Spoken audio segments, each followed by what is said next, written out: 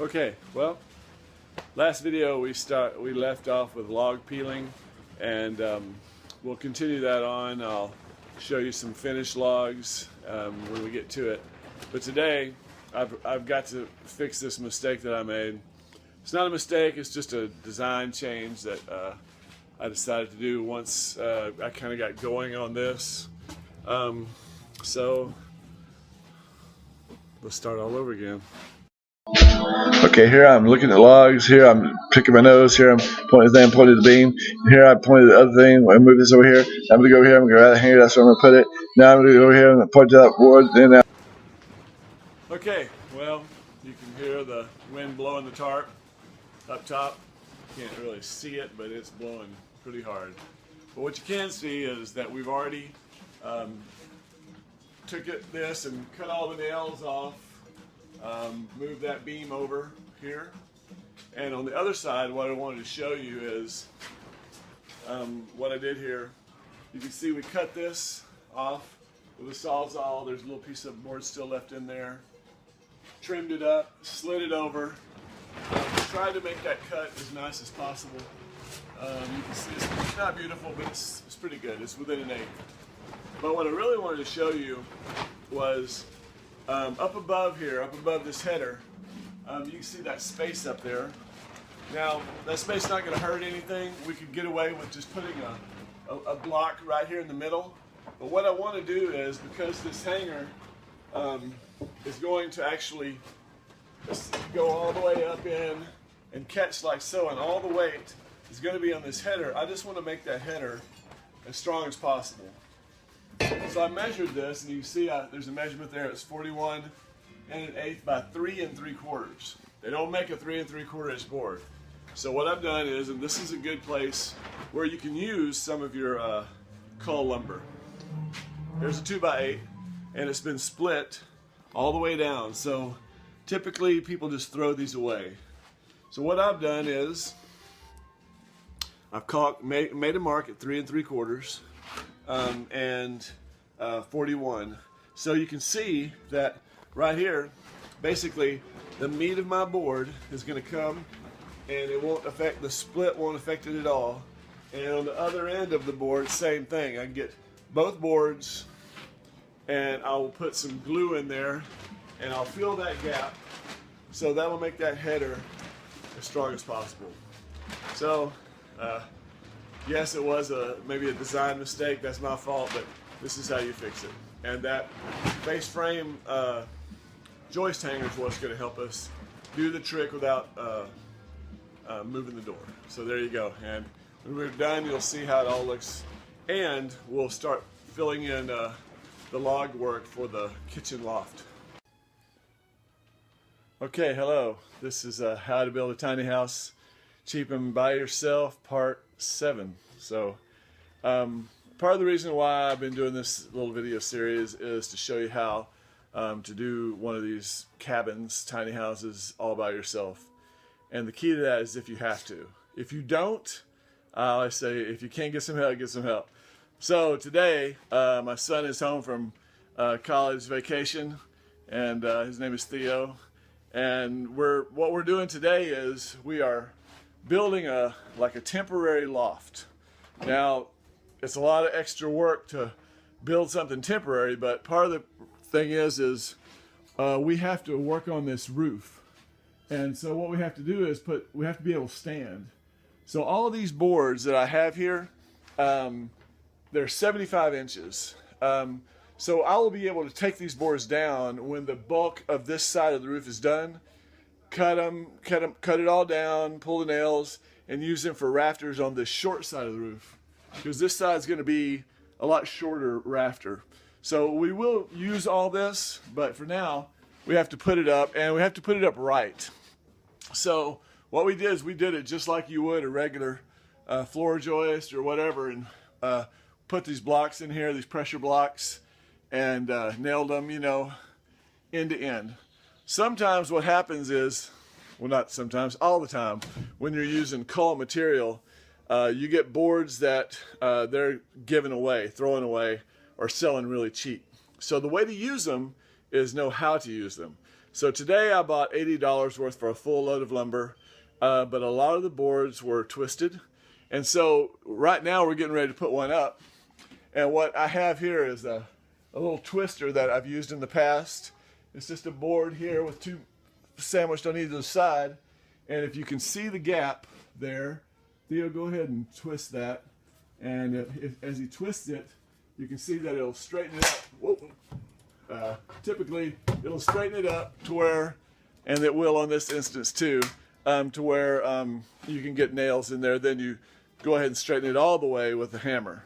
Now, some of the wood we bought today is what they call finger joint material. And the boards can't be used in a rafter situation unless you can use it, cut it in between the finger joints. And that's what we're doing here. We cut this finger joint material up in between the joints, and we cut the finger joints off. So this is a situation right here where I was able to cut that finger joint, and if you look, you can see that's what a finger joint looks like. And this is good for wood boards that are vertical, you know, for walls and such, but they're not good for rafters unless you can cut it out. So we cut out all the finger joints, and this is what we did on this board. We're not going to use it, but I got the longest I could, cut that finger joint out, and then we'll use that board somewhere else in the building. So there we are. We're building a temporary loft today, and then we'll be able to start the center wall that goes here. And that's all we got for now. Hi. Well, today is the day before Easter, and my son's gone back to college and back to doing this by myself again. So part of what I'm going to show you today is basically how to build a quick scaffold. And part of the reason we're having to do that is if you look way up at the top, if the sun's not too glaring, up at that peak up there, right up there, that ridge right now is just a temporary ridge for the tent. But when I built it, my original intention was to completely cover the roof as I built it.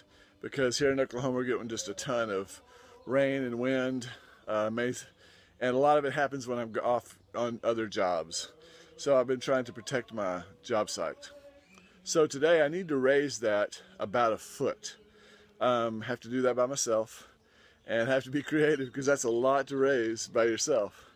So, but one of the things I'm doing right now, just finished really, is just building a scaffold. It's kind of a homemade redneck scaffold, but it'll work. And I just want to show you a few details of it. If you have to build a temporary scaffold, what you can do, because I have built scaffolds and had employees build scaffolds, and you have to be responsible for the person standing up there. And one time I showed the guys how to do it, but I knew how to do it. I don't know that they were completely clear, and they didn't finish it. And by the time I got back, they were already on it. And within 15 minutes, the whole thing collapsed. They were all sitting on it, 3 of them, 2 of them, and 1 got under it. The whole thing collapsed. The 2 guys on top wound up on their heads, basically, and the whole thing landed on the guy down below.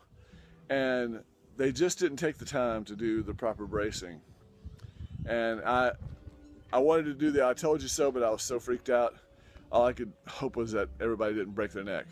So let me show you a few tricks to hopefully prevent that from happening. Okay, what we did here is we basically nailed this board right on the corner. And you can see here I couldn't go over the door.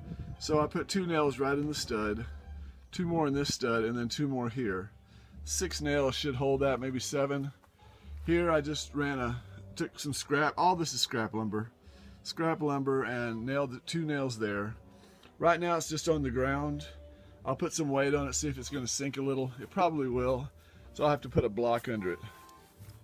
Okay, I have a propensity to be lazy, but I'm trying not to do that. So in this case, instead of just relying on the 2 nails I put here, I put a block underneath just to give that a little extra support.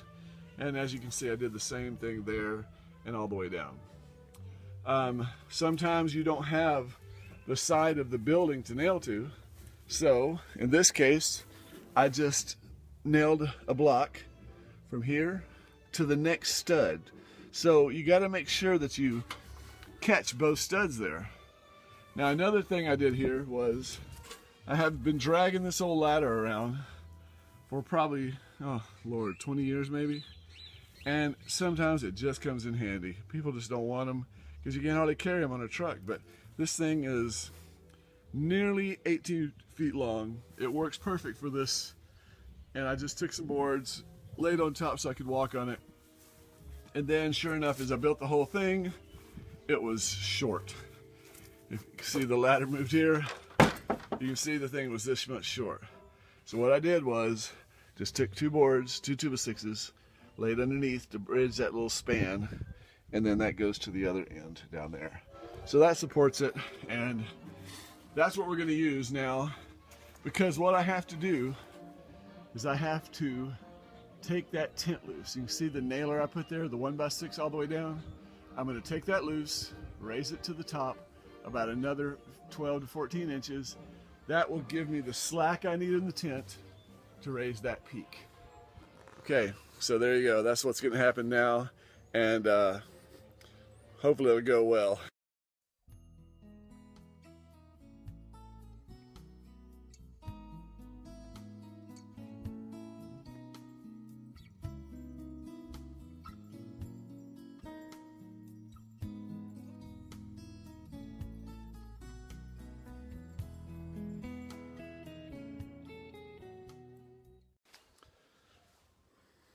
Okay, well, here's our last little video clip of number 7, I believe it is. So, was going to just show you real quickly what I got done yesterday.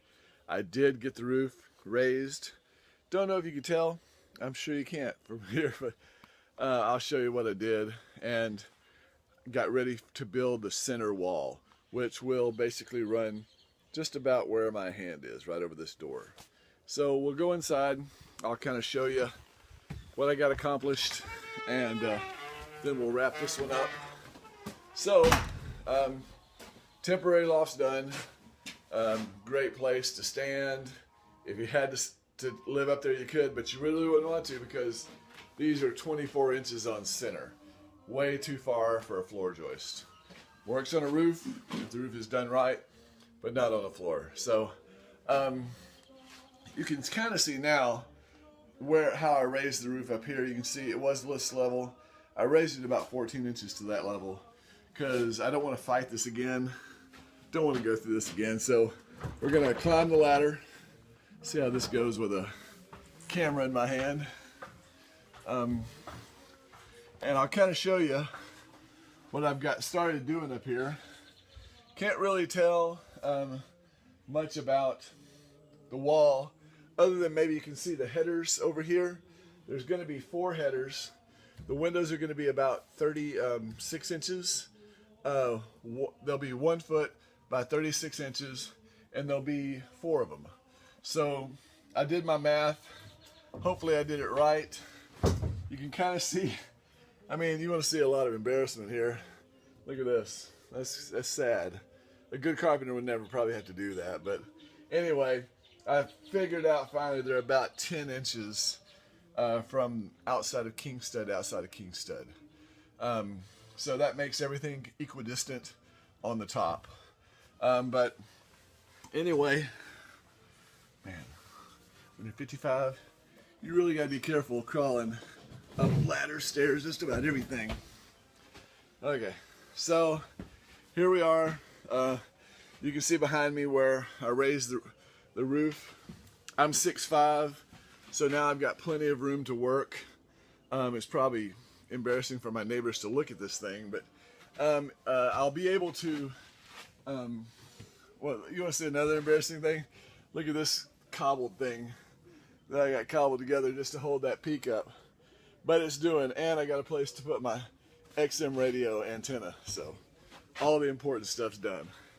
But just did want to show you that the layout's ready for the center wall.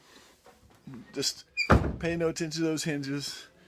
That's a secret thing that I can't talk about now. But Anyway, this wall will stand in the middle and raise up in the center.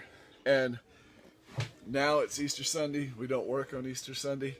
Hardly work on any Sundays. We need a day of rest. So celebrate today, and then I'm off to the oil field for 6, 7, 8 days. I don't know yet. But when I get back, hopefully next weekend, good Lord's willing, we'll raise this center wall, and then it'll be time to start building the roof, which will be another adventure all by myself. So God bless and have a great Easter. All right, bye-bye. Okay, well, my idea worked so far. You can see that I'm standing on top of the scaffold. You don't want to be dilly-dallying around up here or you know, moving around up and down real hard. Just get the work done and get down. And you can see here, I moved everything up about 12 inches, gave myself some slack. So winterizing your projects, always a good idea. And sometimes it's not winter, it's just rain. You gotta